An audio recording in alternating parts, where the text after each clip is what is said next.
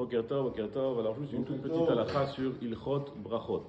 Lorsqu'on fait une bracha, soit avant de commencer une mitzvah, soit avant de consommer un aliment, il y a ce qu'on appelle un hefsek, de ne pas justement faire un hefsek, de ne pas faire une pause entre le moment de la bracha et le moment de l'action, soit consommer, soit faire une mitzvah. Mais il faut savoir qu'il y a deux catégories de hefsek, il y a deux catégories de pause, et entre ces deux catégories de pause, il y a deux différences. La première sorte de pause, c'est un silence, c'est de faire une bracha, par exemple chez Akol Niya Bilvaro, et de s'arrêter quelques instants avant de boire. Ça, c'est interdit.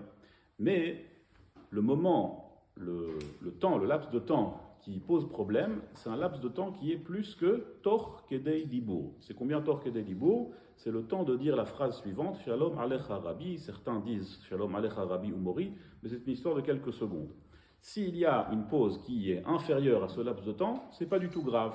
Mais si la pause est plus importante que ce moment-là, ce laps de temps de Shalom Alecha Rabbi ou Shalom Alecha Rabbi ou Mori, là ça pose un problème et il ne faut pas le faire. Il y a une deuxième sorte de hefsek qui est celle de parler entre une bracha et la consommation de l'aliment ou de la mitzvah. Par exemple, quelqu'un dit chez Akol Niya Bidvaro, quelqu'un est rentré, il a dit bonjour avant de manger. Là, cette fois-ci, même si la pause était inférieure au temps de Shalom Alecha Rabbi, le fait même qu'il a simplement parlé, ça pose problème de hefsek et il faut reprendre la bracha. Donc une différence, c'est le laps de temps. Dans un silence, c'est le moment de dire Shalom Alecha Rabbi Mori, Tor Kedei Dibour, tandis que dans la parole, c'est n'importe quel laps de temps. Et la deuxième différence, c'est que s'il a parlé, il faut refaire la bracha.